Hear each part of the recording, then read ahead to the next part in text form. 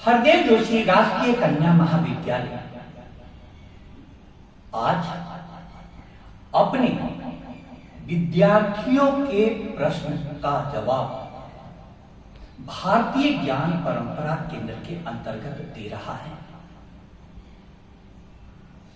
सबसे बड़ी शिक्षा संस्थान की सफलता होती है जब विद्यार्थी प्रश्न उठाने लगे। आज के माहौल में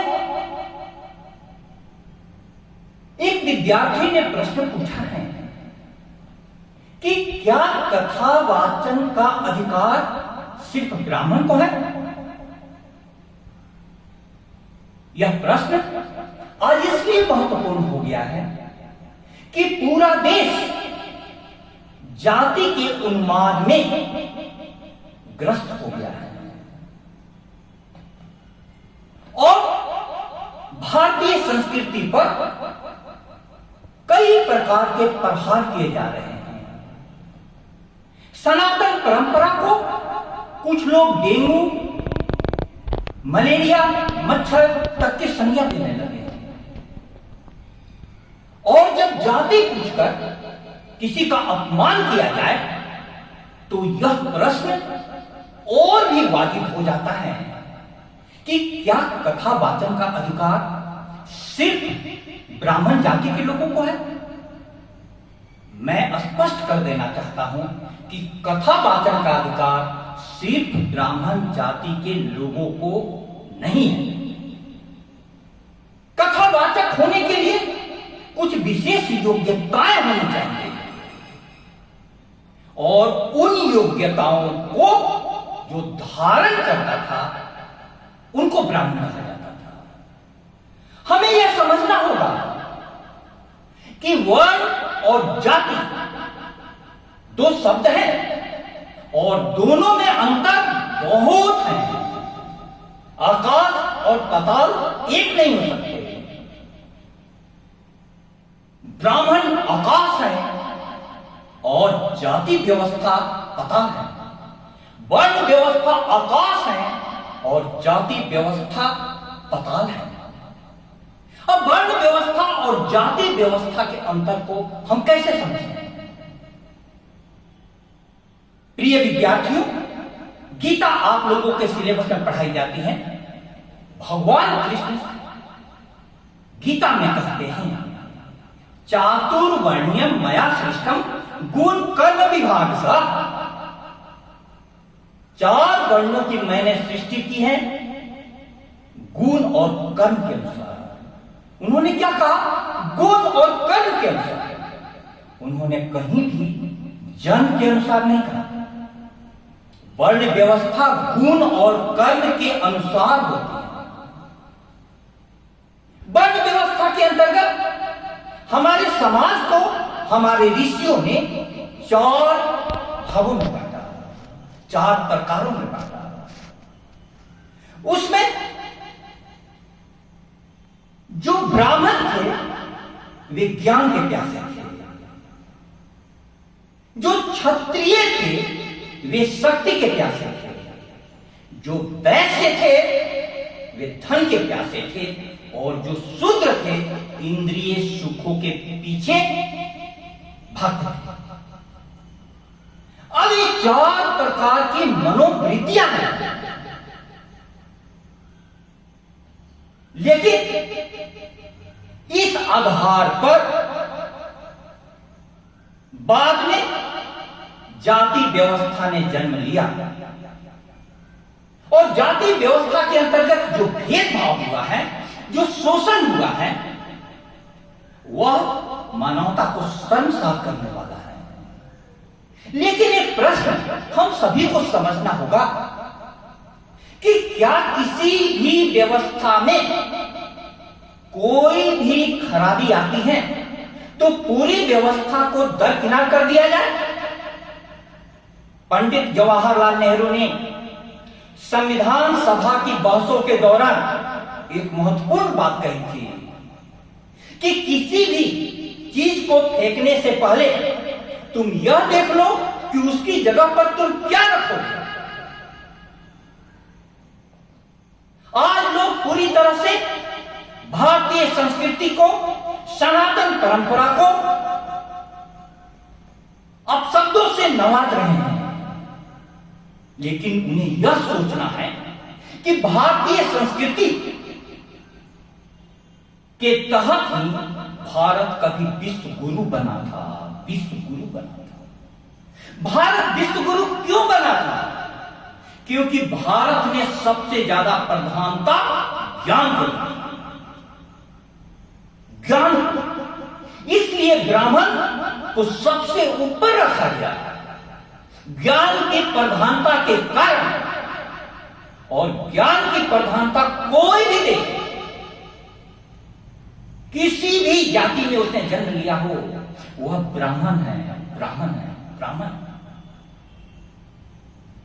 रश्मि रखी जब आप पढ़ेंगे दिनकर जी, तो उन्होंने कर्ण का जीवन लिखा है। कर्ण कुंती के गर्भ से पैदा हुआ था, लेकिन वह शादी के पहले पैदा हुआ था। इसलिए कुंती को उसे मंजूषा में बंद कर करके नदी में बहाना पड़ा, क्योंकि कुंती क्षत्रिय कुल की रानी थी, बहू थी, वधू थी। और वह कर्ण एक अश्वपालक जाति के व्यक्ति को मिल जाता है, जिसने उठाया, जिसकी गोद में कर्ण पला, उसका नाम राधा था। इसीलिए कर्ण का दूसरा नाम राधे भी है। पैदा हुआ कुंती के गर्भ से, लेकिन पालन पोषण किसने किया? राधा ने किया। और वह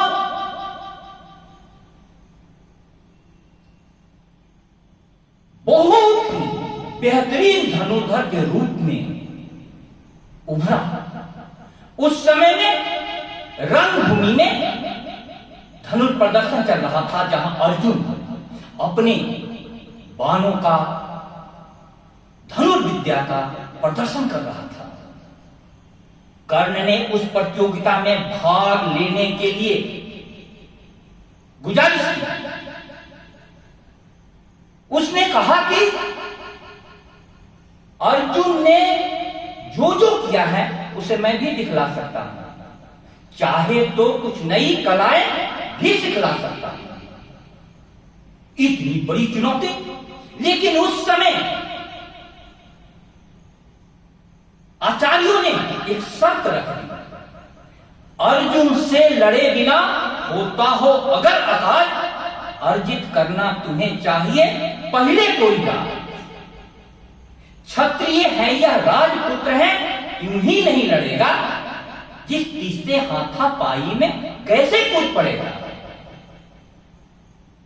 द्वंद्व युद्ध के लिए अर्जुन से लड़ना हो तो तुम्हें क्षत्रिय कुल में किसी राज्य का राजा बनना पड़ेगा। अब यहां से भेदभाव शुरू हुआ, और ये भेदभाव बढ़ता गया, बढ़ता गया। और उस मौके पर दुर्योधन ने कर्ण को गले लगा दिया। उसने कहा, दुर्योधन ने, बिना राज यदि नहीं वीरता का इसको अधिकार, तो मेरी यह खुली घोषणा सुने सकल संसार। अंग देश का मुकुट कर्ण के मस्तक पर धरता हूं, एक राज इस महावीर के हित अर्पित करता हूं। मूल जानना बड़ा कठिन है, नदियों का तीरों का, धनुष छोड़कर और गोत्र क्या होता रणधीरों का। धनुष के अलावा वीरता की और क्या पहचान है, क्षत्रिय की और क्या पहचान है, सवाल उठाया गया। इसी प्रकार से आज के संदर्भ में देखें तो कथा वाचन की योग्यता ज्ञान के अलावा और क्या प्रधान है। आपने ज्ञान होना चाहिए, भक्ति होना चाहिए, श्रोताओं को बांधने की क्षमता होनी चाहिए, यह जिसमें भी हो। लेकिन इटावा में जो घटना हुई, वह घटना संसार करने वाली है। जाति पूछ करके अपमान करना पूर्णतया गलत है, लेकिन कथावाचक के मामले में यह बात आई कि उन्होंने 2 आधार कार्ड बना रखे थे, अपनी जाति छुपाना और 2 आधार कार्ड, यह कानूनन अपराध है। अब मामला यह सामान्य सा था और यह मामला राजनीति के कारण पूरे भारत को अपलावित कर रहा है। एक व्यक्ति के मामले को जब आप सामान्य मामला बता देते हैं, जाति से जोड़ देते हैं, समूह से जोड़ देते हैं, तो पूरा समूह, पूरी जाति इस ट्रैप में फंस जाता है। अब शिक्षा संस्थान का काम क्या है? शिक्षा संस्थान का यह काम है कि थोड़ा जो विवाद है उसको संवाद की ओर उन्मुख किया जाए। भारतीय संस्कृति विवाद को संवाद की पहली सीढ़ी मानती है। पहली सीढ़ी, सबसे पहले भारतीय संस्कृति में विषय का प्रतिपादन किया जाता है, सब्जेक्ट। उसके बाद विषय माने संशय, संदेह, प्रश्न उठाओ। तीसरे पर पूर्व पक्ष कोई आता है और अपना पक्ष रखता है विषय के विरोध में। उसके बाद चौथा है उत्तर पक्ष, कोई विषय के पक्ष में रखता है। सारी बातें सुनने के बाद निष्कर्ष और निर्णय पर ध्यान दिया जाता है। यह 5 तरीके हैं। ऐसे में हमें यह सोचना है कि यहां पर विवाद बढ़ा क्यों? विवाद इसलिए बढ़ा कि जाति को लोगों ने पकड़ करके व्यक्तिगत घटना को सामान्य घटना में तब्दील कर दिया। अब सोचना यह है कि हम सभी की आत्मा परमात्मा के पास से आती है और परमात्मा के पास से आती हुई सारी आत्माएं चाहे जहां भी जन्म ले, वो परमात्मा के गुण को लेकर के आए। इसके तराशने की व्यवस्था होनी चाहिए। लेकिन मनुष्य ने नीचे जाति बना दी, क्योंकि कोई भी किसी कुल में जन्म लेगा। मैं कहता हूं, अगर विधाता नर को मुट्ठी में भरकर कहीं छीट दे ब्रह्मलोक से ही नीचे भूमंडल पर, तो भी विविध जातियों में ही मनुष्य यहां आ सकता है। नीचे है क्यारियां बनी तो बीज कहां जा सकता है? नीचे हमने जातियां बना दी, हमने धरती को बांट दिया, किसी को भारत, हिंदुस्तान, किसी को पाकिस्तान, किसी को ईरान, किसी को अफगानिस्तान। कोई भी जन्म लेगा तो इस धरती पर होगा। किसी को ब्राह्मण, किसी को क्षत्रिय, किसी को वैश्य, किसी को शूद्र, किसी को अगड़ा, किसी को पिछड़ा, किसी को हिंदू, किसी को मुसलमान, किसी को सिख, किसी को ईसाई, यहीं पर जन्म लेगा। अब सवाल है, फिर से आ जाऊं उस बात पर कि सनातन परंपरा की मुख्य देन जो वर्ण व्यवस्था है, आज भी प्रासंगिक है और प्रामाणिक है। कैसे? आधुनिक मनोविज्ञान जब खोज कर रहा है तो पा रहा है कि मन 4 प्रकार के होते हैं। कुछ लोग ज्ञान के पीछे भागते हैं। मनोवैज्ञानिकों ने आज के जमाने में कहा है कि उन सभी को हम साइंटिस्ट कहते हैं, टीचर कहते हैं, प्रोफेसर कहते हैं, सब ब्राह्मण हैं। कुछ लोग शक्ति के पीछे भागते हैं। वे पुलिस विभाग में जाते हैं, मिलिट्री विभाग में जाते हैं, प्रशासनिक विभाग में जाते हैं या पॉलिटिकल फोर्स बन जाते हैं। वे सारे वर्ण से क्षत्रिय हैं। कुछ लोग धन के पीछे भागते हैं, इंडस्ट्रियलिस्ट बन जाते हैं, व्यवसायी बन जाते हैं। उनको प्राचीन जमाना में वैश्य कहा जाता था, आज इंडस्ट्रियलिस्ट कहा जाता था, बिजनेसमैन कहा जाता था। और कुछ लोग इंद्रिय सुखों के पीछे भागते रहते हैं। वे लोग सहायक की भूमिका में रह जाते हैं। भारतीय संस्कृति ने उनके लिए शूद्र शब्द का इस्तेमाल किया। आज हम लोग असिस्टेंट कहते हैं, सहायक कहते हैं, और क्या है। आज भी 4 प्रकार की मनोवृत्तियां हैं। अब आप बताइए, लेकिन जाति व्यवस्था जन्म के आधार पर जो बनाई गई है, ये पूर्णतया गलत है। जाति व्यवस्था का समूल विनाश होना चाहिए, वर्ण व्यवस्था की पूर्ण स्थापना होनी चाहिए। पूर्ण स्थापना। कथावाचन की परंपरा तो हमारी सनातन संस्कृति में सदियों से चली आ रही है, लेकिन ज्ञान की प्रधानता के कारण यदु कुल में जन्मे हुए कृष्ण को ब्राह्मण प्रवृत्ति के लोगों ने जाना कि यह पूजा के योग्य है। क्षत्रिय कुल में जन्मे हुए राम को ब्राह्मण प्रवृत्ति के लोगों ने ज्ञान से जाना कि यह पूजा के योग्य है। हमारी संस्कृति में दो प्रतीक बन गए, एक पूर्णावतार कृष्ण और दूसरा मर्यादा पुरुषोत्तम राम। अब आप देखो, इनके गुणों को जिन्होंने जाना, वाल्मीकि ने राम के गुणों को जाना, रामायण लिखा। वे ब्राह्मण जाति के नहीं थे। वेदव्यास ने महाभारत लिखा, वे ब्राह्मण जाति के नहीं थे, लेकिन सबकी प्रवृत्ति ब्राह्मण की थी और उनके ग्रंथों को आज के ब्राह्मण गा रहे हैं। तो ब्राह्मण गुण और कर्म को बढ़ाने की एक चुनौती है। स्वामी विवेकानंद ने कहा था, ब्राह्मणवाद की उन्होंने काफी आलोचना की। कहा कि तुम्हारा धर्म छुआछूत है, यह ना खाओ वह ना खाओ, यहां ना बैठो वहां ना बैठो, इसमें सिमट करके रह गया है। ब्राह्मणवाद की आलोचना करने के बावजूद स्वामी विवेकानंद ने कहा था कि हमें ब्राह्मण के गुण और कर्म को बचाना होगा, ब्राह्मणत्व को बचाना होगा। हमें ज्ञान के पीछे जाना होगा। आज पूरा विश्व ज्ञान के कारण, विज्ञान के आविष्कारों से इतना बड़ा विश्व ग्लोबल विलेज में तब्दील हो गया। आज हमारे भारत का एक पुत्र शुभांशु अंतरिक्ष में गया, वहां खोज चल रही है। कुछ दिनों के बाद अंतरिक्ष पर हमारे स्टेशन खुलेंगे, हमारी बस्तियां बसेगी, उसकी शुरुआत हो गई। यह कौन करता है? ब्राह्मण प्रवृत्ति, ब्राह्मण की।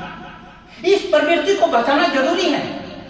ज्ञान ने भारत को विश्व गुरु बनाया था और ज्ञान की यह खूबी है कि आप ज्ञान को यदि आप अनुभूति कर लेते हैं तो उसकी अभिव्यक्ति किए बिना नहीं रह सकते। अपूर्वा को अपि कोशोऽयं विद्यते तो भारती व्यतो वृद्धि मायाति क्षय मायाति संचया। हे मां सरस्वती, तुम्हारा यह कौन सा अपूर्व कोश है? खर्च करने पर बढ़ता है और संचय करने पर घट जाता है। सरस्वती के दरबार की एक अचरज है बात, जित खर्चे तित बढ़े, बिन खर्चे घटे।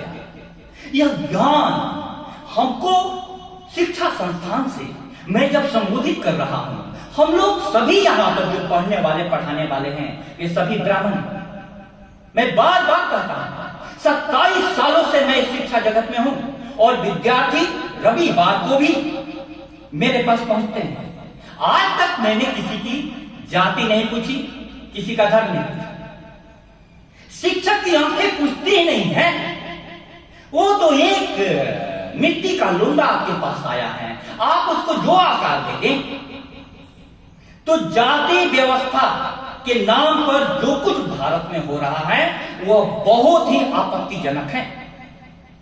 जाति की हकीकत को, वास्तविकता को, इसके कारण शोषण को, अंबेडकर साहब का उदाहरण लीजिए। निश्चित रूप में वे निम्न कुल में पैदा हुए थे, लेकिन वे कर्म और गुण से ब्राह्मण थे। उनसे बड़ा ब्राह्मण कौन होगा? संविधान निर्माता जितने भी हमारे हैं वे गुण और कर्म से ब्राह्मण वर्ण के थे। तभी तो उन्होंने विविधता से पूर्ण देश के लिए एक ऐसा संविधान बनाया जो स्पष्ट रूप से कहता है कि किसी के भी साथ जाति, धर्म, लिंग, वर्ण, भाषा, क्षेत्र, किसी भी आधार पर भेदभाव नहीं होगा। अब परंपरा में कुछ बातें चली आती हैं। आज भी आप देखेंगे कि किसी भी कुल में, किसी भी जाति में पूजा कराना हो, विवाह कराना हो, तो वे ब्राह्मण जाति में जन्म लिए हुए पंडित को खोजेंगे। अब यह परंपरा चली आई है और इस परंपरा के वे इतने आदी हो गए हैं कि ब्राह्मण जाति का पंडित यदि नहीं मिला, पूजा कराने वाला नहीं मिला, तो उन्हें अनिष्ट की आशंका रहती है। अब इसका क्या कीजिएगा? अब इसका क्या कीजिएगा? यह परंपरा है। इस परंपरा के कारण कुछ लोगों ने, जो जाति व्यवस्था के समर्थक हैं, उन्होंने इसको जोड़ दिया कि कथा वाचन का अधिकार सिर्फ ब्राह्मण जाति में जन्म लिए हुए व्यक्ति को है। यह पूर्णतया गलत है, एकदम ऐसा नहीं है। एक समय विशेष में कुछ चीजें पैदा होती हैं और वो कल के लिए अभिशाप बन जाती है, वरदान भी बन सकती है। हमें वर्ण व्यवस्था की वैज्ञानिकता को समझना होगा, आध्यात्मिकता को समझना होगा। वर्ण व्यवस्था हमारे लिए बहुत बड़ा फलक खोल सकती है, क्योंकि आप समाज को, पूरे सभी लोगों को एक दिशा में नहीं ले जा सकते हैं। 4 प्रकार के लोग होंगे ही। कोई ज्ञान के लिए समर्पित होगा, कोई शक्ति के लिए, कोई धन के लिए समर्पित होगा और कोई इंद्रिय सुखों के पीछे भागेगा। आज जो घटनाएं बढ़ रही है वो इंद्रिय सुखों के पीछे भागने के कारण है। यदि तुम शरीर पर रुक गए, तन पर रुक गए, तो तुम शुद्ध हो। यह भारतीय संस्कृति की व्यवस्था है। इसलिए प्यारे विद्यार्थियों, इस बात को समझना होगा कि हम अपनी परंपरा के जो अनमोल हीरे हैं उनको बचाएं, जो बुरी बातें हैं उनको हटाएं। यह हमेशा चलता है। क्या गेहूं के साथ भूसा नहीं उगाता है? क्या उद्यान के बगल में खरपतवार नहीं उगाते हैं? इसके कारण उद्यान बनाना हम सभी थोड़े छोड़ देते हैं, क्योंकि परमात्मा के ऊपर से भेजी गई आत्मा किस कुल में जन्म लेगी, किस क्षेत्र में जन्म लेगी, किस लिंग में जन्म लेगी, किस धर्म में जन्म लेगी, कोई नहीं जानता। कौन जाने प्रकृति का बड़ा अनोखा हाल गुदड़ी में रखती चून चून कर बड़े कीमती रहा है। इसलिए हमारे उपनिषदों में बहुत प्यारी कथाएं हैं। वेदांत हमारा सर्वोच्च आदर्श है। वेदांत गुण और कर्म के अनुसार वर्ण व्यवस्था को मानता है। आई है छोटी कथा के साथ अपनी बात मैं समाप्त करूं कि एक ऋषि के पास कई शिष्य पढ़ने आए। ऋषि ने सबसे पूछा कि तुम्हारा नाम क्या है, तुम किस कुल से आए? एक बच्चे ने कहा कि मुझे अपने पिता का नाम मालूम नहीं है, अपना कुल का भी नाम मालूम नहीं है, मैं कल मां से आकर के पूछ करके बताऊंगा। बच्चे ने मां से पूछा। मां ने कहा कि पुत्र, यह सत्य बहुत खतरनाक है, बहुत कड़वा है। मैं कई घरों में काम करती थी, कई लोगों के साथ मेरे संबंध थे। अब तुम्हारा पिता कौन है मैं नहीं जानता, लेकिन सत्य यही है। उस बालक ने जाकर के गुरु को कहा कि मेरी मां ने कहा कि मैं कई घरों में काम करती थी, मेरे कई लोगों के साथ संबंध थे। तू तेरा पिता कौन है मैं नहीं जानती, किस कुल का है तू नहीं जानता। गुरु ने गले लगाया और बोला कि सत्य काम जवाब, सत्य काम, सत्य की कामना करने वाला ब्राह्मण। आज इस ब्राह्मणत्व को सुरक्षित रखना होगा और अधिक से अधिक समाज के लोग ब्राह्मणत्व की दिशा में कदम बढ़ाएं, ज्ञान की ओर अग्रसर हो, तभी हमारा प्राचीन गौरव और गरिमा लौटेगी। बहुत बहुत धन्यवाद।